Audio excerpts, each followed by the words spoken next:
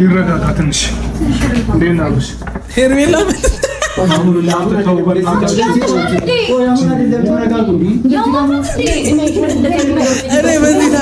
ሰው ታሞ ማለት ምን ያስቀናል? አሁን በዚህ ሰዓት ሄርሜላም አይደለም ሌላም ሴት መታ ብታቅፎ በዚህ ሰዓት አሁን የሚያስቀና ነገር አለ?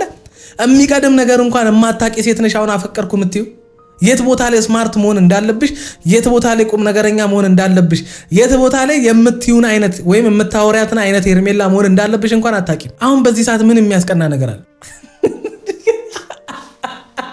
አረ እስማ ሄርሜላን ትደግፏት የለ እንዴ እናንተ ከሄርሜላ ጎን አይደላችሁ እንዴ ያላችሁ? እሷ ራሱ ከራሷ ጋር አይደለችም እንኳን እናንተ ከሷ ጎን ልትቆሙ። አሁን በዚህ ሰዓት የመጣው ለዚህ አንዳንድ ነገር እያለች ነበር። ልጁ ሰላም ነው ዳ ነው።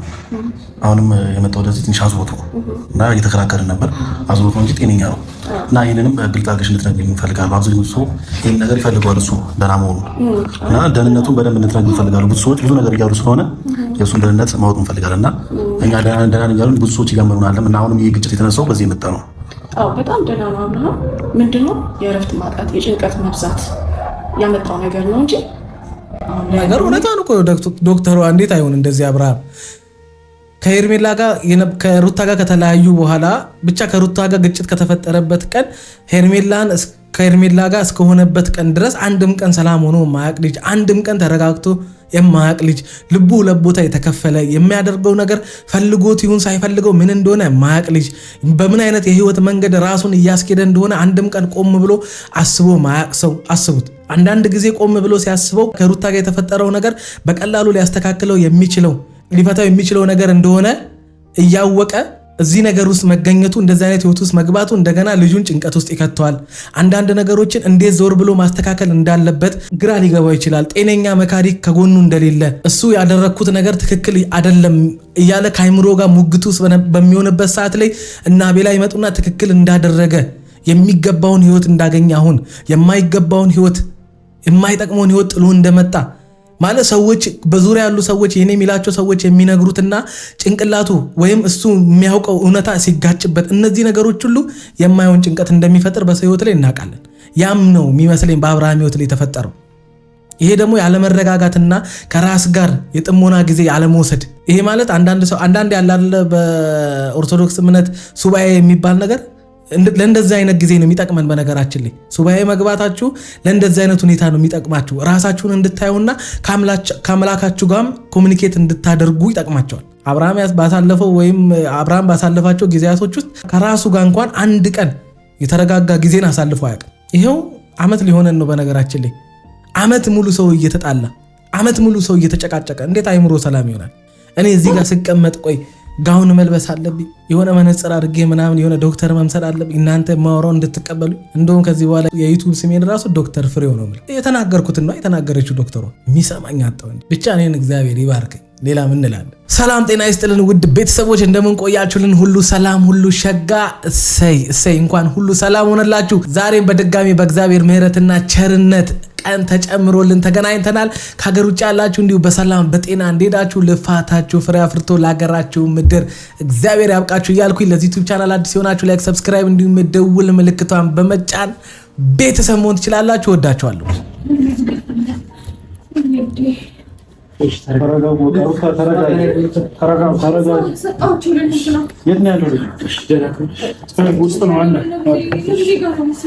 በነገራችን ላይ አንድ ልነግራችሁ የምፈልገው ነገር ምንድን ነው? ያው ነገሮችን እያየን ነው አይደል? እስከዛሬ ድረስ አብረን የዘለቅነውና የተፈጠሩ ነገሮችንም በደንብ ማወቅ አለብን ብዬ አምናለሁኝ። አብርሃም ሲወድቅ ወይም እንደዚህ ሲሆን የመጀመሪያው አይደለም። ከዚህ በፊትም ጭንቀት እንደማይችል መጨናነቅ እንደማይችል ሲጨናነቅ እንደሚወድቅ ምናምን ብቻ በቃ ራሱን ሊስት እንደሚያደርገው ከዚህ በፊት ከአንድም ሁለቴ ነው ምናምን አብርሃም ሲወድቅ አይተናል አይደል? ይህንን ያልኩበት ምክንያት ብዙ ሰዎች ከብዙ ነገር ጋር ስታገናኙ ስላየሁኝ ነው። አብርሃም የወደቀው አሁን ሲባል የነበረው ነገር ሆኖ ሳይሆን ወይም የተባለው ነገር ሳይሆን የጣለው ያ ማለት የሆነ መድኃኒት ተደርጎበት መተት አድርጎት ምናብልቶት ምናምን የምትሉት ነገር አይደለም። አብርሃምን እንዲወድቅ ያደረገው በቃ ከዚህ በፊት ሲወድቅ እንደነበረው አይነት መውደቅን የወደቀው። በዛ መንገድ ነገሮችን መረዳት አለባችሁ። ግን እኔ ደጋግሜ 3-4 ቀን በሰራኋቸው ቪዲዮዎች ውስጥ ስናገር የነበሩት ነገሮች ናቸው እየተፈጠሩ ያሉት። ይሄም የሆነበት ምክንያት ምንድነው? ቁጭ ብለው ለምንድነው የማያወሩት? ለምንድነው ቅድሚያ ታሟል ላሉት ሰው ለጤንነቱ ቅድሚያ የማይሰጡት? ለምንድነው ችግር እየፈጠረበት ያለን ነገር መራቅ የፈለገውን ነገር እየጎተቱ ይዘውበት የሚመጡት? ከሄርሜላ ጋር መሆን ካልፈለገ ሄርሜላ አጠገቡ እንድትሆን የማይፈልግ ከሆነ ልጅና ሚስቴን ነው የምፈልገው እያለ ከሆነ በዚህ ሰዓት ላይ አብርሃም የሚፈልገው በቃ ከሚስትና ከልጁ ጋር ወይም ከኤፍሬም ጋር ከሆነ መሆን የሚፈልገው ይሄን ልጅ ለማዳን ስለሆነ ይሄን ልጅ ደረሰበት ከተባለው ነገር ለማውጣት ወይም ብቻ በቃ የሆነ ሰላም እንዲሆን ከሆነ የተፈለገው ለሱ በሽታ የሆኑበትን ሰዎች ጤናውን ከማይፈልጉ ከማይጨነቁ ሰዎች ጊዜ ለሱ ለመስጠት የማይፈልጉ ለሱ ምን እንደሆኑ ብቻ መናገርና ከነሱ ጋር ምን እንዳሳለፈ እንዲያውቅላቸው ወይም ከሷ ከሄርሜላ ጋር ጊዜ አግኝቶ ምናምን ነገር ከዛ በኋላ እሷ ለሱ ምን እንደነበረች እንዲያስታውስ ከመፈለግ ውጪ አብርሃም ወደ ነበረበት ሰላምና ጤንነት እንዲመለስ የሚፈልግ ማንም ሰው የለም። ዳኒ በሚገርም ሁኔታ እያስመሰለን ያለው በነገራችን ላይ ያቋል። እኔ አንድ ከምጠረጥራቸው ሰዎች ከአቤላም ከሄርሜላም ባልተናነሰ ዳኒን በጣም ነው የምጠረጥረው። እንዴት ነው አንድም ቀን መልካም ሆኖላችሁ የማያቅ ሰው ድንገት ተነስቶ ነፍሴን ካልሰጠዋችሁ ሲል እንዴት ነው ማጠረጥሩት? ሰው ክፉ ሲያረግባችሁ ብቻ አይደለም እኮ መጠርጠር ያለባችሁ።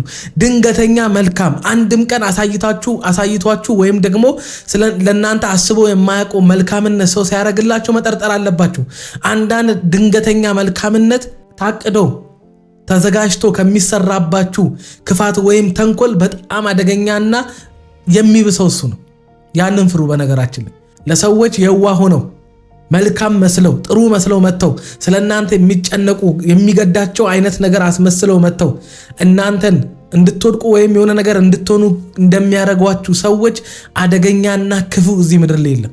በጣም ብዙ ሰዎች ወድቆ የቀሩት በጣም ብዙ ነገራቸው የተበላሸው መተትም መድኃኒትም የተሰራባቸው በጣም በቅርብ በሚሉት በሚያምኑት ሰው ነው። በነገራችን ላይ እናንተ የጠረጠራችሁት አብርሃምና ሩታ መካከል ግጭት መጣላት ምናምን ብዙ ነገር ስለተፈጠረ ሙሉ ለሙሉ የጠረጠራችሁት እናንተ ሄርሜላን ነው። ምክንያቱስ ሁለቱ መካከል ጥል ስላለ ከሌሎቹ ጋርማ ጥል የለም። መልካም ናቸው። ለሱ በጣም ነው የሚያስቡት። በጣም ከእናትና አባቱ በላይ ልክ እንደ ልጃቸው ነው የሚሳሱለት። ስለዚህ ያን አጠረጥሩ። እነሱ ለሱ መልካም ናቸው። ግን ቆም ብላችሁ ብታስቡ ከሩታ በላይ ለአብርሃም ሕይወት መጠርጠር ያለባቸው አብርሃም እንደዚህ እንዲሆን ወይም ደግሞ አብርሃም የሆነ ነገር እንዲሆን ሊያደርጉት ይችላሉ ብላችሁ መጠርጠር ያለባችሁ አቤላን፣ ሄርሜላ ራሷን፣ ዳኒን፣ ሜሪንም ጭምር። በነገራችን ላይ በቃ እኔ ሩታ አደረገችበት ወይም ሩታና አብርሃም መካከል ከተፈጠረው ግጭት የተነሳ የማየውን ነገር ሩታ አብርሃም ላይ አድርጋለች ከምትሉኝ በላይ የምፈራው ታፈቅረዋለች የምትሉኝን ትወደዋለች የምትሉኝን ሄርሜላን በጣም አብሮ አደጌ ነው፣ በክፉ ቀን ደራሼ ነው፣ አብርሃም ለኔ አልሆነም የሚለውን አቤላን፣ ከዛን ቀጥሎ ደግሞ ዳኒ፣ ከዛ ሜሪ። ምክንያቱም እነሱ ሲጀመር ጥሩ ሆነው ወደ አብርሃም ሕይወት መጥተው ማያውቁ ለሚስቱም ጥሩ የሆኑ መስለው ባሏን የማይሆን ነገር እንድታደርግ የማይሆን ክፉ ምክር መክረው በማይሆን መንገድ ባልሽ ወደ አንቺ ይመለሳል ብለው በሰይጣን ምክር የባሰ በአብርሃምና በሷ መካከል ክፍተት እንዲፈጠር አደረጉ እንጂ የጠቀሙት ነገር የለም።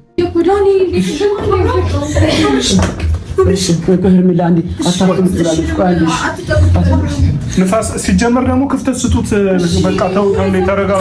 ይሄ ልጅ ቆይ መቃብር አፈር ውስጥ እስኪገባ ነው እንደምትጠብቁት? ቆይ እናንተ እንድትረጋጉና ቅድሚያ ለሱ ለመስጠት እንዴ ሐኪም ቤትም ሆኖ እንደዚህ አይከበብም ሰው እኮ። ለምንድን ነው እንደዚህ የምትሆኑት? ቆይ ለምንድን ነው እናንተ ፌንት የበላ ሰው እንኳን አያችሁም እኮ እንዴት ይሆንሽ እንደሆነ ማን እየተጨነቀለት እንደሆነ ማን በጣም በቃ አብርሽዬ እያለ እንደሆነ እኮ አሁን በአሁን ሰዓት እኮ አብርሃም ማወቅ አይችልም። እንደዚህ መሆናችሁ ምን አመጣውን?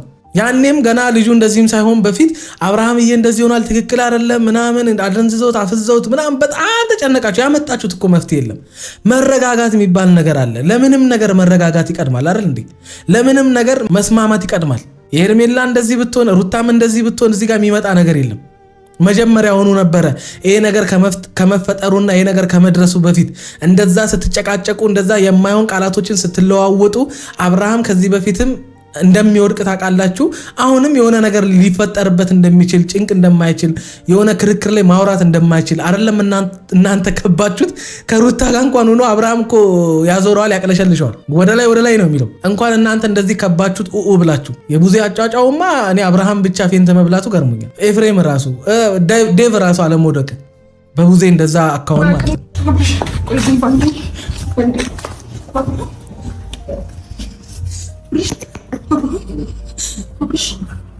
ይነካ አሁን ሄርሚ ምን አለ መሰለሽ እኮ አንዴ ተረጋጋ። አሁን ልጁ ፌንት በልቷል። እነሱ እዚህ ጋር በቃ የሆነ የተሻለ ብቻ የሆነ ነገር ለአብርሃምን ወዳጅ አፍቃሪ ብቻ አላቅም ተንከባካቢ የሆነ እኔ ነኝ የማስፈልገው አይነት ፉክክር ውስጥ ነው ያሉት እዚህ ጋር አብሶ ሄርሜላ። እንዲህ በመሆኑ እኮ ሰውን የራሳችን ማድረግ አንችልም። ሩታን ብትሆን ማለት ነው ቢያንስ ሩታ አድቫንቴጅ አላት። ከዚህ በፊት ባሏ ነው ፍቅረኛዋ ነው ወልዳለታለች ምናምን ነገር ችግር የለም እሷ ብትንሰፈሰፍለትም። አንቺ ግን እዚህ ጋር ሩታ ስላለች ነው እንደዚህ ይሆንሽ ያለሽው። ይቅርብሽ፣ ይሄ ደስ አይልም። በቃ ካንቺ ጋር አይሄድም። ሁሉም አሁን እየታዘቡሽ ነው። በቃ ማስመሰልነትሽ ከዳኒ የባሰ እየሆነ ነው። የሆነ ቤተሰብ ያለበት ቦታ ላይ ኩል ነው መሆን ያለብሽ። ይኸውልሽ የተሻልሽ መሆንሽን ማሳየት አለብሽ። እንዲህ መሆንሽ ሰው እንዲታዘብሽ ነው የሚያደርገው። በነገራችን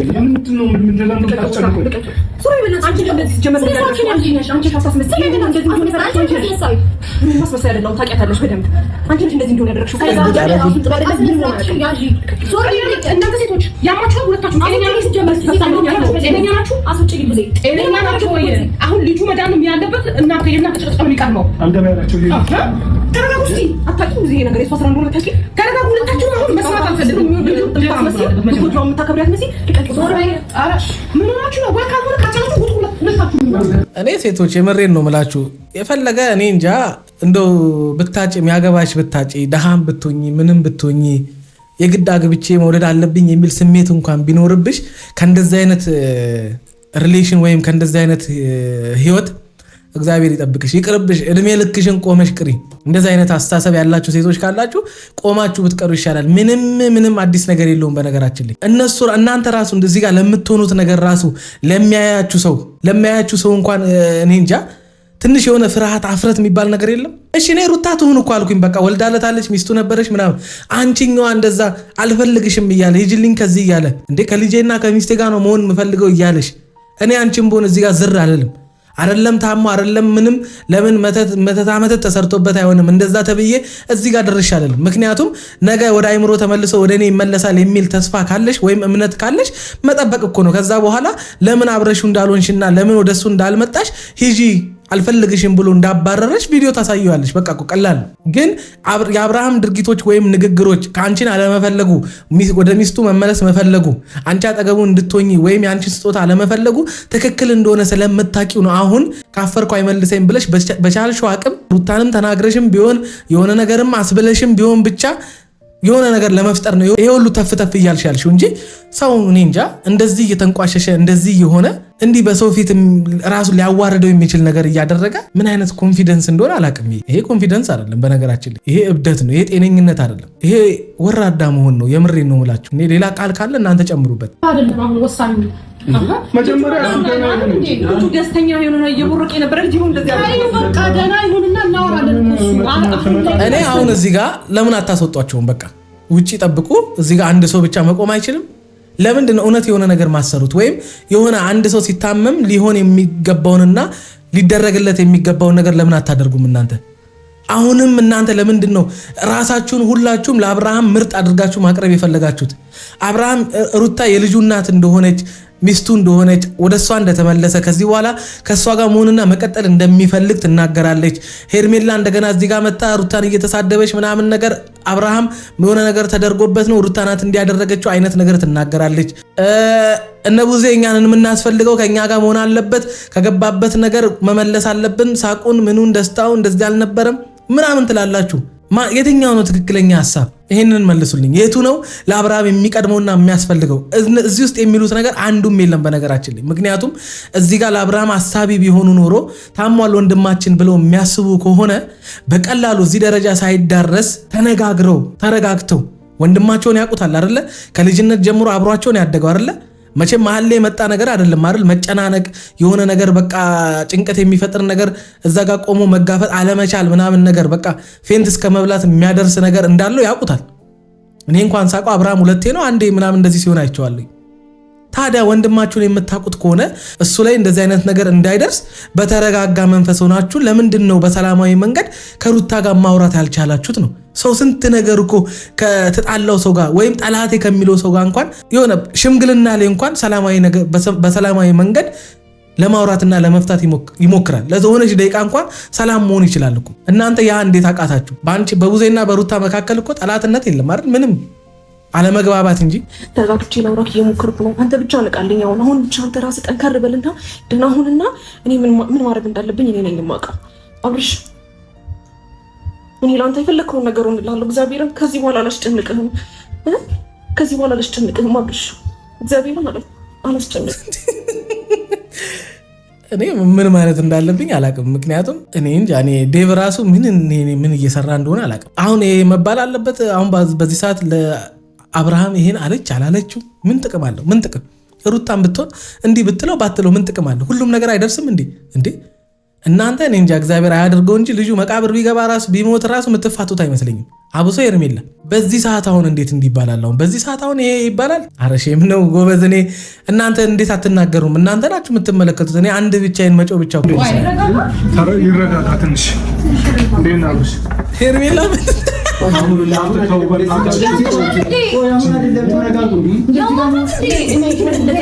እኔ በዚህ ሰዓት ሰው ታሞ ማለት ምን ያስቀናል? አሁን በዚህ ሰዓት ሄርሜላም አይደለም ሌላም ሴት መታ ብታቅፎ በዚህ ሰዓት አሁን የሚያስቀና ነገር አለ? የሚቀድም ነገር እንኳን የማታውቂ ሴት ነሽ አሁን አፈቀርኩ የምትይው። የት ቦታ ላይ ስማርት መሆን እንዳለብሽ፣ የት ቦታ ላይ ቁም ነገረኛ መሆን እንዳለብሽ፣ የት ቦታ ላይ የምትዩን አይነት ወይም የምታወሪያትን አይነት ሄርሜላ መሆን እንዳለብሽ እንኳን አታውቂም። አሁን በዚህ ሰዓት ምን የሚያስቀና ነገር አለ?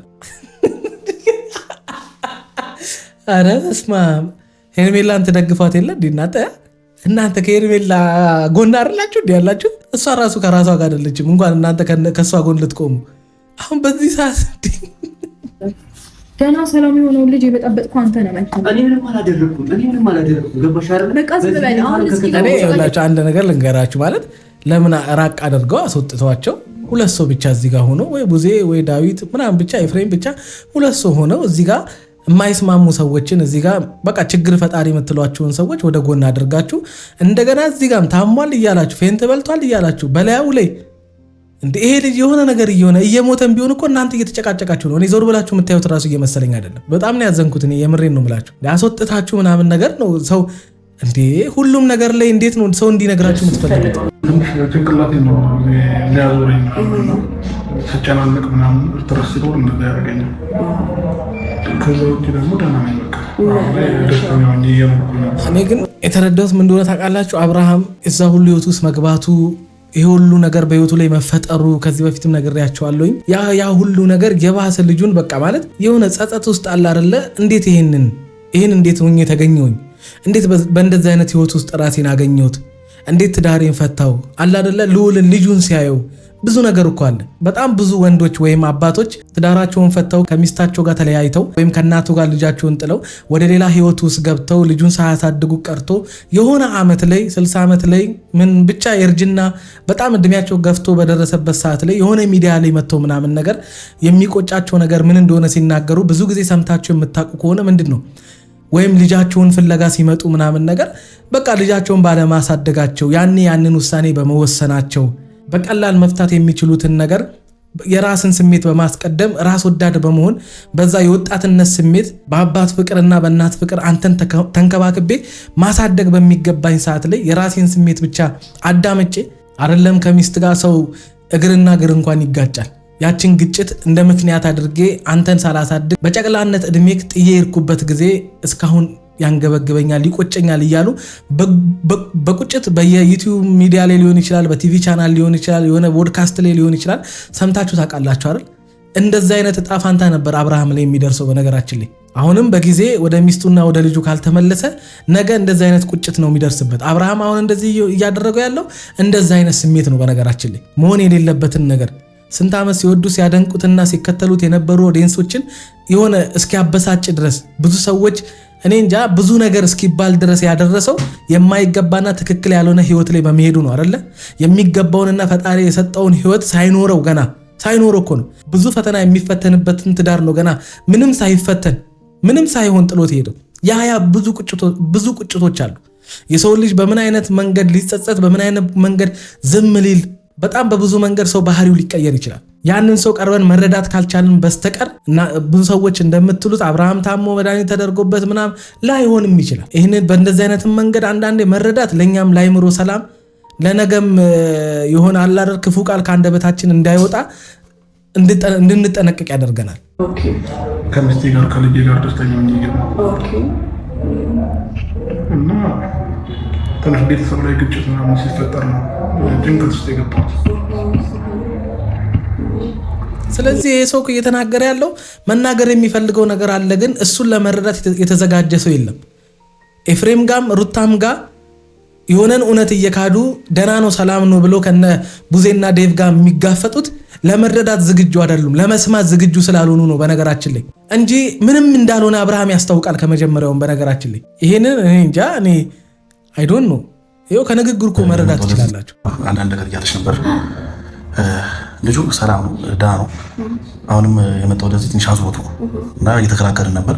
አዝሮት ነው እንጂ ጤነኛ ነው እና ይህንንም ግልጽ አድርገሽ እንድትነግሪኝ እፈልጋለሁ። አብዛኛው ሰው ይህን ነገር ይፈልገዋል እሱ ደህና መሆኑ እና ደህንነቱን በደንብ እንድትነግሪኝ እፈልጋለሁ። ብዙ ሰዎች ብዙ ነገር እያሉ ስለሆነ የእሱን ደህንነት ማወቅ እንፈልጋለን እና እኛ ደህና እያሉን ብዙ ሰዎች ይገምሩናል እና አሁንም ይህ ግጭት የተነሳው በዚህ የመጣ ነው።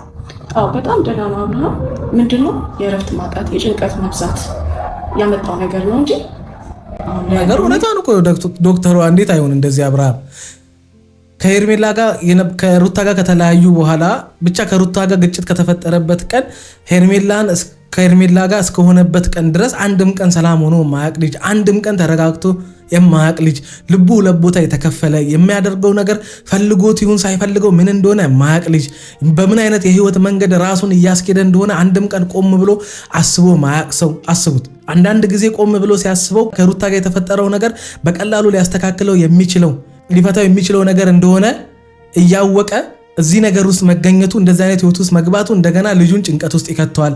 አንዳንድ ነገሮችን እንዴት ዞር ብሎ ማስተካከል እንዳለበት ግራ ሊገባው ይችላል። ጤነኛ መካሪ ከጎኑ እንደሌለ እሱ ያደረኩት ነገር ትክክል አይደለም እያለ ከአይምሮ ጋር ሙግቱ ውስጥ በሚሆንበት ሰዓት ላይ እና ቤላ ይመጡና ትክክል እንዳደረገ የሚገባውን ህይወት እንዳገኘ አሁን የማይገባውን ህይወት የማይጠቅመውን ህይወት ጥሎ እንደመጣ ማለት ሰዎች በዙሪያ ያሉ ሰዎች የኔ የሚላቸው ሰዎች የሚነግሩትና ጭንቅላቱ ወይም እሱ የሚያውቀው እውነታ ሲጋጭበት እነዚህ ነገሮች ሁሉ የማይሆን ጭንቀት እንደሚፈጥር በሰው ህይወት ላይ እናውቃለን። ያም ነው የሚመስለኝ በአብርሃም ህይወት ላይ የተፈጠረው። ይሄ ደግሞ ያለመረጋጋትና ከራስ ጋር የጥሞና ጊዜ ያለመውሰድ። ይሄ ማለት አንዳንድ ያላለ በኦርቶዶክስ እምነት ሱባኤ የሚባል ነገር ለእንደዚህ አይነት ጊዜ ነው የሚጠቅመን። በነገራችን ላይ ሱባኤ መግባታችሁ ለእንደዚህ አይነት ሁኔታ ነው የሚጠቅማችሁ። ራሳችሁን እንድታዩና ከአምላካችሁ ጋርም ኮሚኒኬት እንድታደርጉ ይጠቅማቸዋል።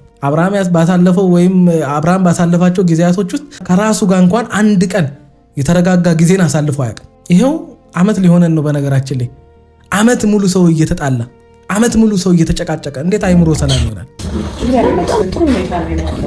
ከእሱ ጋር ምንም ተመካክረናል። እኔ እና እሱ አንድ ለአምስት ቀን እንቀጥላለን።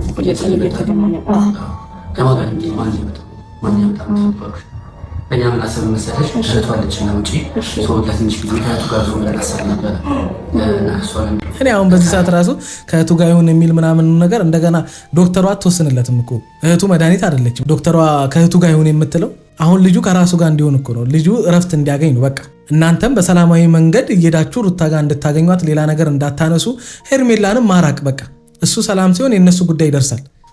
ወይ ይቀጥላሉ ወይ ተለያይቶ ይቀራሉ። በቃ ምንም አዲስ ነገር የለም።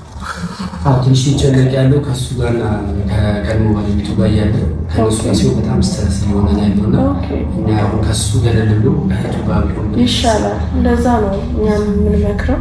እኔም በበኩሌ እንደዛ ነው የምመክረው። ስለዚህ እሱ ሚስቱን አስረችው ለባለቤቱ ስላለች ትምጣና ይቻላል። እንደዛ ቢሆን ይሻላል።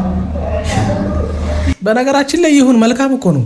እሱ ሰላም ከሆነ እሱ ጤና ከሰጠው ከማንስ ጋር ቢሆን እናቴ ዋናው የምንፈልገው እሱን ነው። እኛም ከዛ በኋላ የሚፈጠረውን ነገር እናየዋለን። እንግዲህ እኔ እኮ ተናግሬ ነበር የሚሰማኝ አጣው እንጂ እኔ እዚህ ጋር ስቀመጥ ቆይ ጋውን መልበስ አለብኝ የሆነ መነጽር አድርጌ ምናምን የሆነ ዶክተር መምሰል አለብኝ እናንተ ማወራው እንድትቀበሉ። እንደውም ከዚህ በኋላ የዩቲዩብ ስሜን ራሱ ዶክተር ፍሬው ነው ማለት የተናገርኩትን ነው የተናገረችው ዶክተሯ። የሚሰማኝ አጣው እንጂ ብቻ እኔን እግዚአብሔር ይባርከኝ። ሌላ ምን እንላለን?